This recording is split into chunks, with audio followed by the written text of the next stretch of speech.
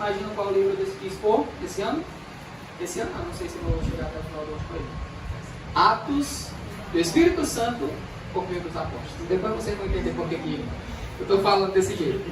Mas quero que vocês abram suas Bíblias em Atos, no capítulo 1. Atos, capítulo 1. E hoje nós vamos estudar dos versículos 1 até o versículo 12. Atos 1, de 1 a 12.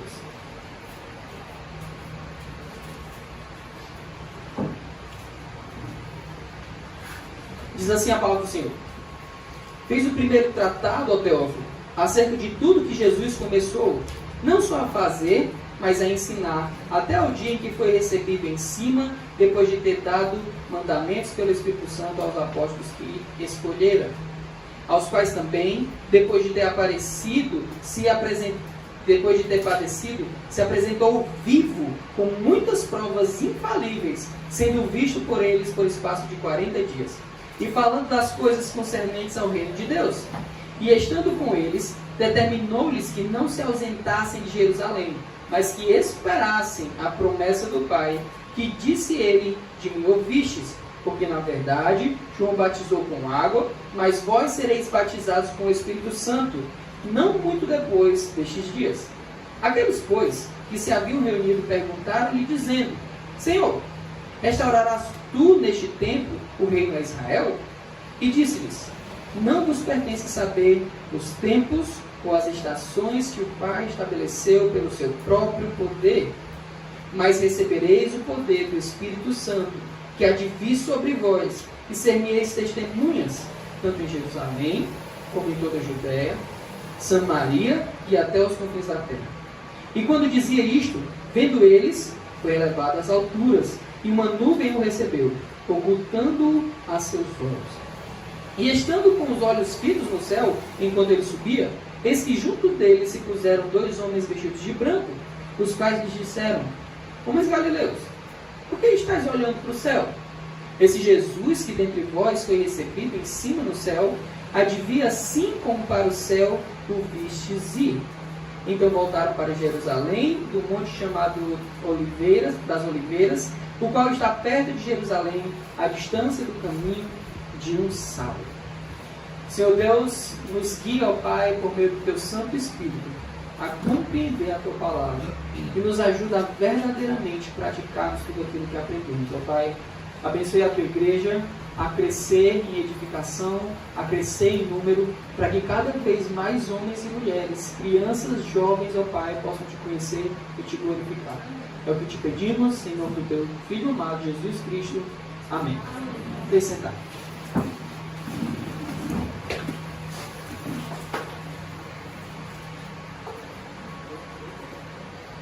Muito bem. Alguma vez você já se perguntou se você é um bom entendedor de ordens? Por várias vezes no exército, eu tive que cumprir ordens. Como chama no exército? Missões. E uma das coisas que mais os oficiais, os comandantes, né, tanto os comandantes diretos, os cabos, sargentos, eles apreciam num soldado é a boa capacidade de escutar, entender e fazer. E quando você não tem essas capacidades, com certeza você falha nas suas missões. Você falha nas ordens que você recebe. Com o Senhor não é diferente. Deus aprecia quando nós estamos atentos às suas ordens.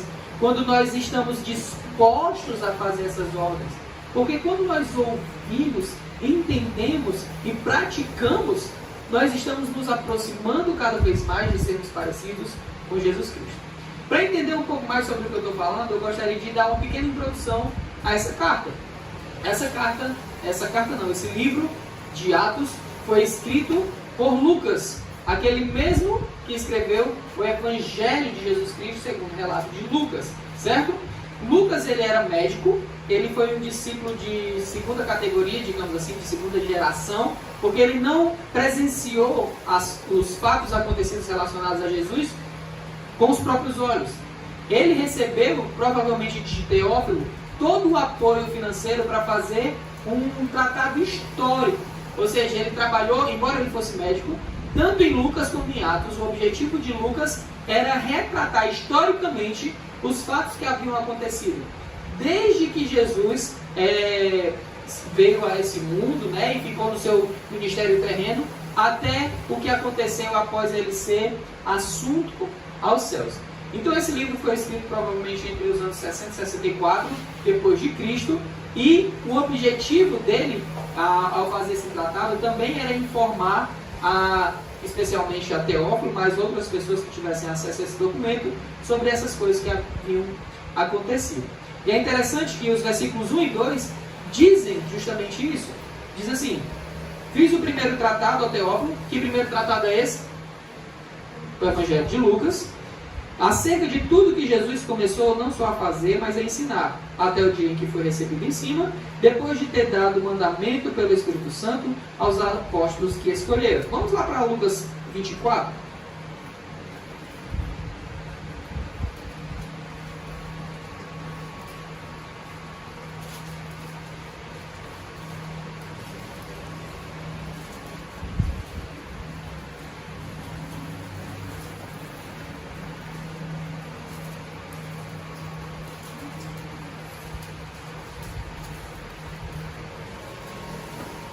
Lucas 24, versículo 49.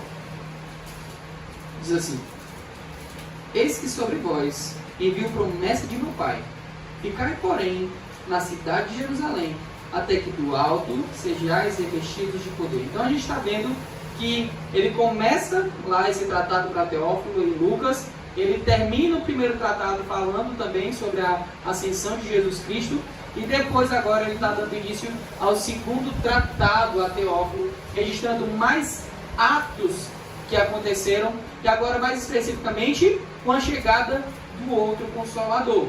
Jesus Cristo, o Consolador que estava presente com os discípulos naquele momento, mas que teve a promessa de que quando ele fosse, ele enviaria um outro Consolador. Que outro Consolador era esse? O Espírito Santo.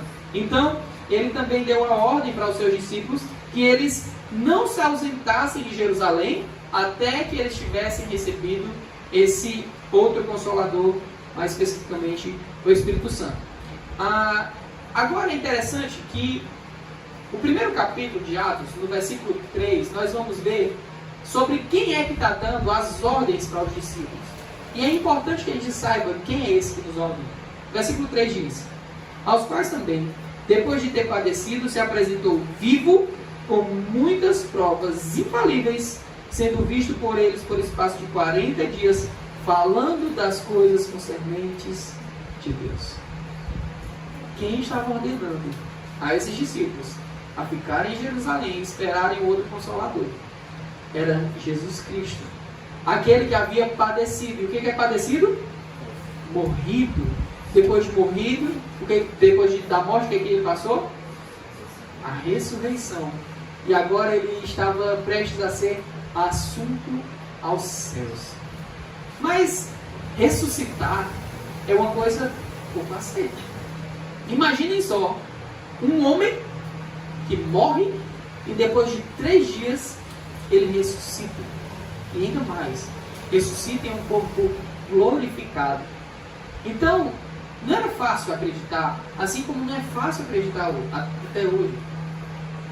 Só quem acredita nisso são aqueles que são conduzidos pelo Espírito Santo a acreditar. Por mais que existam inúmeras evidências, como o próprio texto diz, tanto relatos bíblicos como relatos extra-bíblicos, tanto da vida, morte, ressurreição e ascensão de Cristo. É interessante a gente lembrar que quem está dando a ordem aqui é aquele que venceu a morte. Aquele que não pôde ser impedido por ela de ficar sem poder operar. Deus morreu para pagar o preço dos nossos pecados. Ele morreu no nosso lugar, mas ele não ficou morto. Ele ressuscitou. E durante 40 dias, irmãos, tem noção do que é isso? 40 dias ele apareceu para os seus discípulos e conversou com eles sobre as coisas do reino de Deus. Que maravilha, hein? Imagina só como foi impactante para aqueles discípulos acompanharem a Jesus no seu ministério terreno, verem ele sendo crucificado e depois os mesmos discípulos reconhecerem a Jesus Cristo ressurreto, com o corpo glorificado, mas ainda assim trazendo as marcas da sua crucificação. É esse quem dá ordem, aquele que nem a morte é capaz de segurar, aquele que tem autoridade hoje, recebida após a sua morte e ressurreição pelo Pai, tanto nos céus quanto na terra. É esse quem vai dar todas as ordens aqui para os discípulos.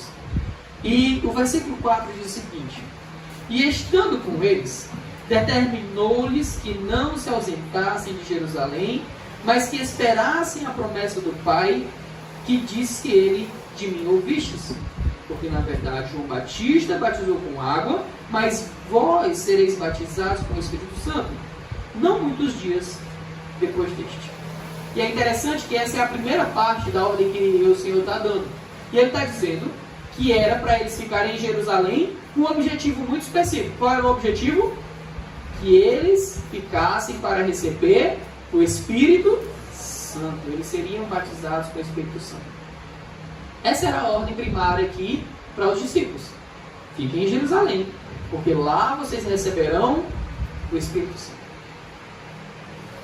Era um batismo diferente daquele que João praticava. Agora, o próprio Deus, o outro Consolador, iria habitar neles. Iria fazer parte integrante deles. Isso era algo maravilhoso. Algo que eles ainda não tinham experimentado. E sabe o que é interessante lembrar? A palavra de Deus diz que essa promessa que o Senhor Jesus Cristo falou de enviar um outro Consolador, essa palavra outro, no grego, é um outro diferente de heteros, né? É um outro diferente, mas de uma mesma essência. Como assim? Se eu pego duas canetas desse mesmo modelo, dessa mesma cor, elas são iguais, mas não são a mesma. Elas têm a mesma essência, mas são diferentes. O Senhor Jesus, Ele é Deus. E o Espírito Santo também é Deus. Ninguém, a não ser o próprio Deus, ali, através por meio do Espírito Santo, né, vindo ao mundo para habitar em nós, poderia substituir Jesus Cristo. E é uma pena que, por exemplo, a Igreja Católica acredite que o Papa é esse. É o vicário de Cristo. Sabe o que significa vicário? Substituto. A Igreja Católica acredita que o Papa é o vicário de Cristo. O Papa é o substituto de Cristo. Quando na verdade quem é o substituto de Cristo? O Espírito Santo. Então, Ele, aquele que morreu mas não ficou morto, que ressuscitou, deu a ordem para os seus discípulos que ficassem para receber o Espírito Santo que ia vir sobre eles. Mas na metade da ordem, as pessoas que estavam ali com eles interrompem ao Senhor e perguntam o seguinte, versículo 6: aqueles, pois, que se haviam reunido perguntaram-lhe, dizendo: Senhor, restaurarás tu neste tempo o reino a Israel? Irmãos, e nessa noite eu gostaria de falar muito seriamente sobre isso com vocês. Deus nos fez muitas promessas na sua palavra. Todas as promessas que nós temos visto se cumprir uma por uma. E as que não se cumpriram ainda, nós temos a certeza que serão cumpridas. Mas sabe o que acontece? Deus nos dá promessas para que elas nos levem mais adiante, não para que elas nos paralisem. Não para que nós estejamos interessados somente com a nossa vontade, o que nós queremos que seja feito e na hora que nós queremos que seja feito. Vocês podem lembrar muito bem, isso é relatado nos Evangelhos, que uma das coisas pelas quais os judeus rejeitaram a Jesus é porque eles esperavam que Jesus viria como um rei que libertaria o povo judeu da opressão romana.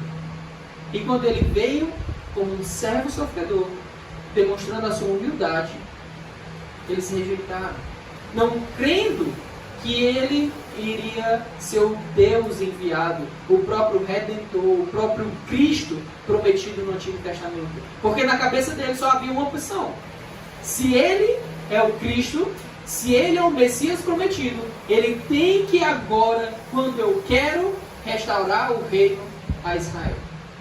E é interessante que não era o objetivo do Senhor restaurar o reino de Israel naquele momento. Não era. O Senhor vai restaurar o reino de Israel? Sim, irá. Nós veremos isso, mas tudo acontece no tempo que Deus determina, não no tempo que nós queremos. E é interessante perceber que não só os descrentes, aqueles que negaram a Jesus, estavam muito preocupados com isso. Até mesmo os próprios crentes, discípulos do Senhor Jesus Cristo, estavam preocupados demais com isso. E por que eu digo demais? Nós devemos estar atentos às promessas do Senhor. Nós devemos crer nas promessas do Senhor. Nós devemos olhar quando elas estão se cumprindo. Mas nós não podemos permitir que o foco do que Deus quer para nós naquele momento seja perdido por conta de outras coisas que não são a prioridade naquele momento. E é isso que aconteceu aqui com os discípulos. O Senhor Jesus estava falando sobre uma ordem muito importante para eles. Qual era a ordem? A ordem de permanecer em Jerusalém até que eles fossem batizados com o Espírito Santo. Há pouco tempo eles estavam angustiados porque eles estavam preocupados. E agora? Quando Jesus foi embora, o que vai acontecer? E o Senhor estava falando, não, calma. Eu vou enviar outro Consolador. Até bem pouco tempo atrás eles estavam preocupados com a partida do Senhor. Mas agora o Senhor, depois da morte e ressurreição, em vez de eles continuarem preocupados com a vinda dessa outra promessa que o Senhor Jesus tinha prometido, que era a vinda do Espírito Santo, eles estavam preocupados com uma coisa que não era prioridade naquele momento. Não era prioridade saber quando é que seria restaurado o reino a Israel. E o Senhor Jesus responde a eles de modo claro e até um pouco incisivo, porque aqui no versículo 6 eles perguntam, aquele pois, no final ele diz assim, Senhor, restaurarás tu neste tempo o reino a Israel? O que eles queriam saber? Se quando o Espírito Santo viesse, seria nesse momento que o tempo de restauração de Israel, do reino a Israel. E olha só como é sutil. Embora eles estivessem ali atentos, escutando, era só um escutar parcial. Eles não estavam verdadeiramente prestando atenção no que o Senhor Jesus estava querendo ordenar a eles. Eles estavam deixando que o coração deles falasse mais alto sobre o desejo deles de verem a Israel restaurado como reino. Era uma coisa que eles deveriam desejar. Era uma coisa que eles podiam desejar. Mas era uma coisa que, em vez de ajudá-los a servirem mais empolgados ao Senhor, estava prendendo eles. E eu quero fazer uma pausa e pedir que você reflita. Quantas coisas têm impedido você de verdadeiramente depositar o foco no que é prioritário para a sua vida nessa terra? Esses homens aqui estavam preocupados com uma coisa que também era uma promessa de Deus. E que estava momentaneamente paralisando eles para a prioridade que Deus queria naquele momento, para a prioridade que Jesus Cristo queria dar para eles naquele momento. Mas muitas vezes nós somos paralisados por coisas que nem são bíblicas, coisas que não vão edificar em nada a nossa vida, coisas que não vão ser revertidas em benefícios eternos, mas que ainda assim nós nos preocupamos em demasia.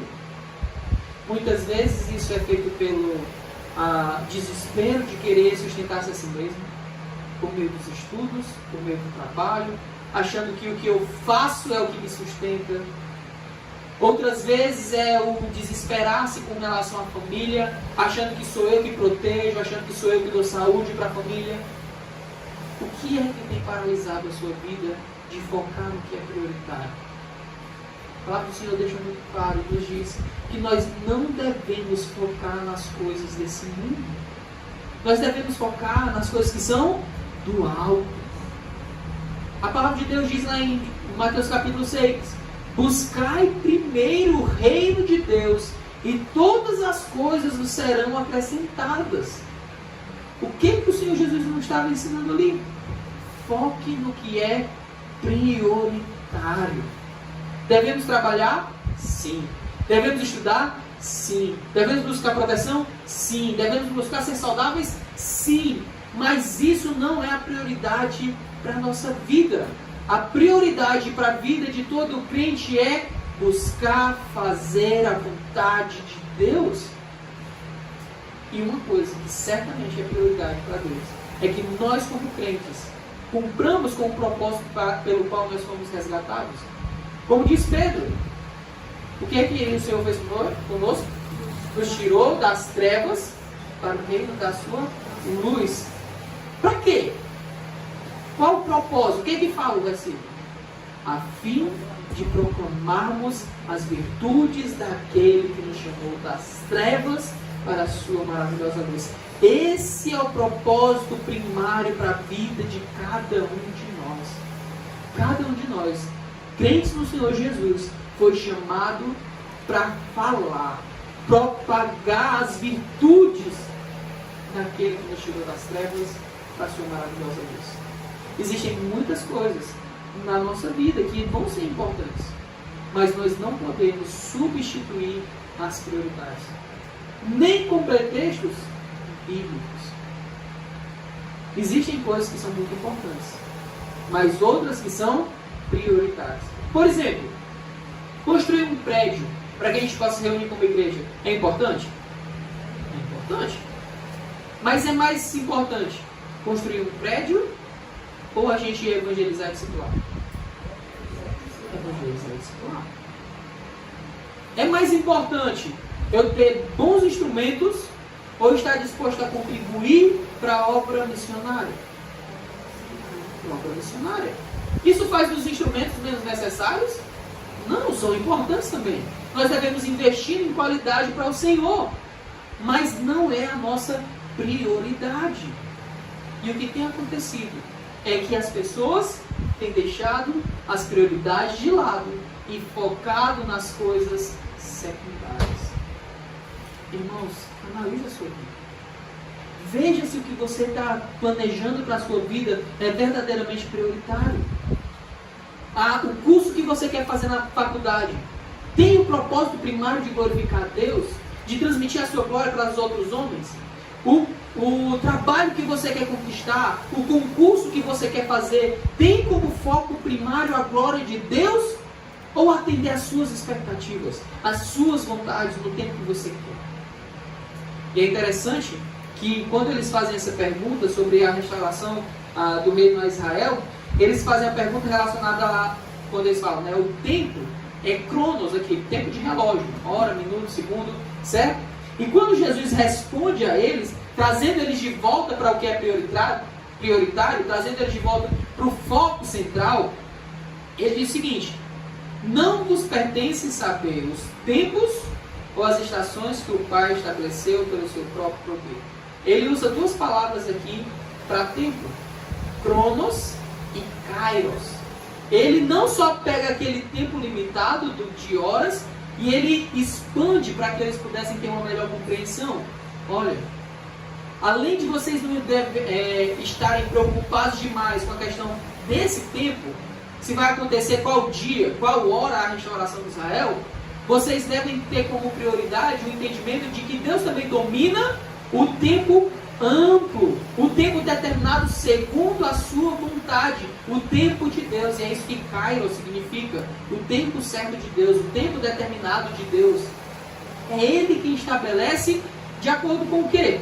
O seu próprio poder. Deus é quem estabelece essas coisas. Nós não devemos desviar o foco do que é prioritário. Existem muitas coisas importantes, mas existem coisas mais importantes, coisas prioritárias. E assim, Jesus começa a trazer eles de novo para aquilo que eles estavam falando. Ele começou falando que eles não deveriam sair de Jerusalém até que eles fossem batizados com o Espírito Santo, receber o Espírito Santo. E aí no versículo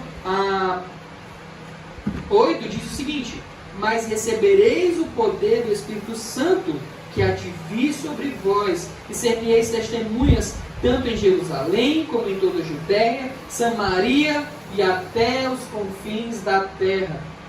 Percebe que quando ele retoma a fala, quando ele retoma a ordem que ele estava dando, no que ele está focando, no que é prioritário. Eles receberiam o Espírito Santo, mas não é para qualquer coisa. Eles receberiam o Espírito Santo com o propósito de testemunhar.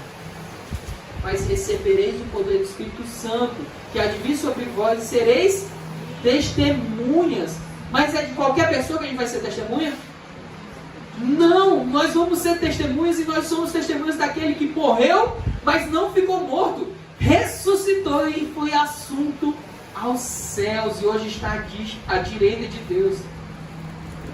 Sabia que uma das coisas, um dos cargos mais importantes de um país é o cargo de representante, que é chamado de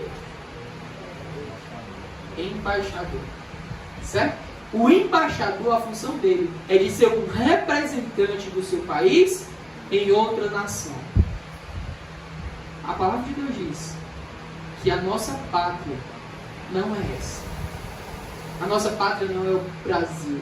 A nossa pátria não é esse mundo. A nossa pátria é uma pátria celestial.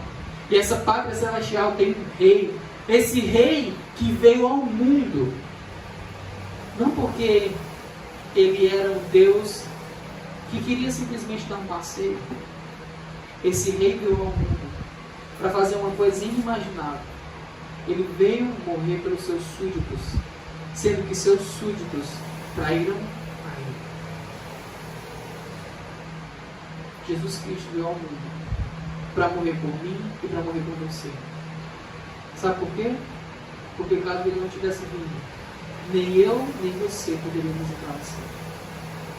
A única coisa que nós merecemos, por méritos próprios, é a condenação ao inferno. E esse rei, esse Deus, impecável, infalível, santo, justo, foi capaz de vir ao mundo, se esvaziar da sua glória, assumir forma de cego e como servo ser crucificado em nosso favor. O castigo que nos traz a paz foi feito não por nós mesmos, mas estava em quem? Em Cristo. Para que nós pudéssemos ter paz com Deus, Jesus Cristo veio sofrer nesse mundo, veio nos reconciliar. E agora nós somos seus filhos, nós somos membros do seu reino. E agora ele nos fez embaixadores, testemunhas. E nós devemos ser bons embaixadores, boas testemunhas. E sabe o que é interessante? Sabe qual é a palavra testemunha em grego? Mártir. Sabe o que significa isso? O bom representante, a boa testemunha, é aquele que está disposto a dar a própria vida pela mensagem que transmite. Antes, mártir não tinha esse significado. Sabe por que aderiu a esse significado? Por conta de nós cristãos. Nós cristãos. Mas sabe o que é triste? Esse poder, que é um poder transformador na nossa vida, o Espírito Santo, em vez de dar ousadia e fazer com que os homens estejam cada vez mais propensos a falar da palavra de Deus, parece que esse poder tem sido apagado. A palavra para poder aqui é a mesma palavra que dá origem à palavra dinamite. Parece que o pavio dessa dinamite está apagando nos tempos.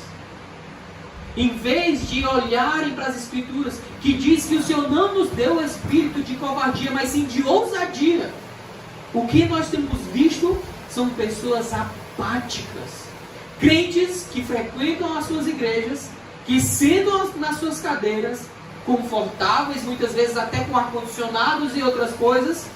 Não tem problema nenhum ter conforto. O problema é quando eu olho mais para o conforto do que para a minha prioridade. A prioridade que Deus me deu como ordem. E qual é a prioridade para mim como servo de Cristo? Qual é a prioridade para mim como representante de Cristo? Qual é?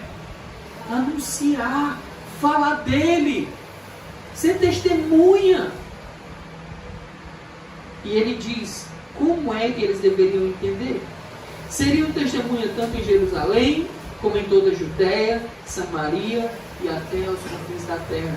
Esse versículo 8 do capítulo 1 de Atos já é o resumo do que nós vamos encontrar no livro de Atos. O Espírito Santo, o outro Consolador enviado por Deus, vindo a este mundo para auxiliar os crentes do Senhor Jesus a cumprirem a ordem de ir por todo mundo. Começando lá. Aonde? Jerusalém, toda a Judéia, Samaria e até os confins da terra. Aqueles discípulos deram início e outros foram avançando e avançando até que hoje nós temos o privilégio de conhecer a palavra do Senhor. Mas o que você tem feito para que essa palavra seja propagada? Se dependesse de você, a palavra do Senhor Jesus Cristo, o Evangelho seria conhecido. Você tem cumprido a sua função de testemunha, de embaixador. Analise sua vida. Veja se o que está dentro de você não são mais desejos pelas coisas secundárias do que é prioritário. E é interessante que após falar sobre isso, essas grandes coisas, de que a promessa iria se cumprir, aquela promessa que ele já tinha feito anteriormente, de que enviaria o outro Consolador, e que eles seriam cheios por esse outro Consolador. Agora o versículo 9 diz o seguinte: e quando dizia isto, vendo-o eles, foi elevado às alturas, e uma nuvem o recebeu, ocultando-o aos seus olhos. Por que Cristo foi assunto aos céus? Por que ele não desapareceu de uma vez e simplesmente foi? Por que ele ficou lá mais 40 dias para falar com aqueles apóstolos, aqueles discípulos? Porque ele queria reenfatizar o propósito pelo qual ele nos deixou nessa terra. Nós, irmãos, Igreja Universal, a igreja geral de todo esse planeta, nós temos a função de sermos o corpo espiritual de Jesus Cristo. E a promessa dele era de que, enquanto ele não fosse para o Pai, o outro Consolador não poderia vir. Então ele foi assunto aos céus, e isso foi visto por aqueles seus discípulos. Mas sabe o que é interessante? Quando no exército é utilizado muito a expressão colar as placas. Alguém já ouviu essa expressão aqui? Colar as placas? Colar a placa é quando um superior seu lhe dá uma ordem, você vê a importância, a urgência dessa ordem, e você fica tão apavorado com essa ordem que você cola as placas. Você fica estático, parado. O Senhor acabou de falar de coisas grandiosas. Aí eles desviaram o foco. O Senhor trouxe eles de novo para o foco central. E aí o Senhor foi subindo, e eles ficaram com... Versículo 10. E estando com os olhos fitos no céu, enquanto ele subia, eis que junto deles se puseram 2 homens vestidos de branco. Estando com os olhos fitos, a ideia aqui é de que eles ficaram assim, ó.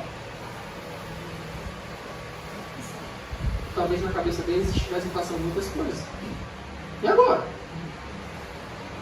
Ele vai voltar com quem? Ele vai voltar com. A gente fica esperando aqui. Diz aí. A gente espera. Eu estou subindo. Pode ter passado 1001 coisa na cabeça deles. Mas sabe o que um superior acha de um soldado que cola as placas? Que ele não presta. É um soldado que, em vez de ouvir, entender e cumprir, ele ouve, entende e fica. Será que você não está com suas placas coladas? Será que você já não escutou e entendeu a ordem do Senhor? E simplesmente está estagnado no mesmo tempo? Nenhum superior gosta de um soldado que não obedece às suas ordens. Mais do que soldados, sabe o que nós somos? Servos, escravos de Cristo. E Ele nos deu uma ordem. E aí, 2 anjos chegam para eles, versículo 11. Os quais lhe disseram: homens galileus, por que estáis olhando para o céu? Esse mesmo Jesus que dentre vós foi recebido em cima no céu, advia assim como para o céu vistes ir. E parece que nessa hora as placas despregaram. Eles entenderam e eles começaram a obedecer. Então, eles estavam ali no Monte das Oliveiras, né? E o que acontece é, eles estavam em Betânia, foi quando o Senhor estava se reunindo lá com eles. Depois eles foram avançando para mais perto de Jerusalém. Estavam lá no Monte das Oliveiras, onde o Senhor foi assunto aos céus. E depois de eles ficarem paralisados, olhando para o Senhor, estáticos, e eles serem alertados por esses anjos enviados pelo Senhor, eles finalmente entenderam. E eles escolaram as placas e começaram a obedecer à ordem do Senhor Jesus Cristo. E qual foi a ordem dada aqui nesse capítulo para eles? Vão para Jerusalém.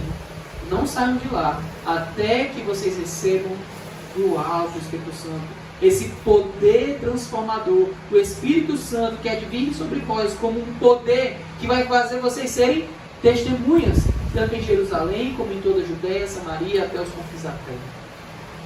E aí o texto do versículo 12 diz: então voltaram para Jerusalém, do monte chamado das Oliveiras, o qual está perto de Jerusalém, a distância do caminho de um sábado, ou seja, menos de 1,3 km, né? 1,2 km, por aí, bem próximo. E eles foram para lá, para Jerusalém. E na sequência dos estudos nós vamos ver o que aconteceu. E a ideia, e o porquê que eu falei, que nós vamos estudar os atos do Espírito Santo por meio dos apóstolos, é que o foco do livro não são os apóstolos. Não é Pedro, não é Barnabé, não é Paulo. O foco desse livro é ver a obra que o Senhor Jesus disse que aconteceria por meio do Espírito Santo sendo cumprida pela ação do Espírito Santo na vida dos seus homens enviados. Então, irmãos, eu quero convidar vocês a participarem, a continuarem vindo assistir esses estudos no livro de Atos. Mas antes de qualquer outra coisa, eu quero que você faça uma análise agora na sua vida. Será que você tem verdadeiramente depositado o foco, a sua energia, as suas intenções no que é prioritário ou no que é passageiro? Estudar é importante, trabalhar é importante, se relacionar com outras pessoas é importante, mas para nós crentes, nada é mais importante do que trazer glória ao nome de Deus e propagar as virtudes daquele que nos chamou das trevas para a sua maravilhosa luz. Essa vida aqui e tudo que nós podemos alcançar nela é passageiro. Mas nós temos o grande privilégio, deixado pelo nosso Deus, de propagarmos o Evangelho, de sermos testemunho. Sabe o que é melhor? Através da ação do Espírito Santo, outras pessoas serem convencidas de que são pecadoras e merecedoras da graça de Deus, depositando assim a sua fé em Jesus Cristo, sendo salva e eternamente estarão conosco, glorificando ao mesmo Deus que nós vamos eternamente louvar. Deposite a sua vida como uma oferta suave ao Senhor. Faça tudo o que é importante, mas nunca perca o foco no que é prioritário. Propagar a mensagem de Jesus Cristo, propagar o Evangelho é prioritário. Deixe tudo que tem impedido de fazer isso. Lance fora. E lembre-se, Jesus Cristo é o único caminho que pode nos dar salvação. É o único meio de nós nos achegarmos ao Pai. E tem muitas pessoas ao seu redor que precisam ouvir essa mensagem. Tem muitas pessoas que precisam de você para serem alertadas dessa necessidade.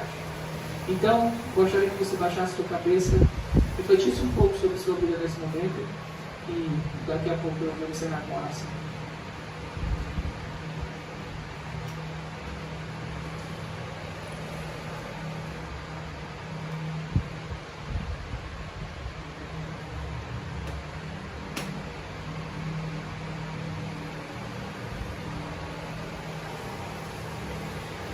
Senhor Deus, meu Pai, eu te clamo, Senhor, que o Senhor nos ajude a avançarmos, a falarmos ousadamente a Tua palavra para todas as pessoas que estão ao nosso redor.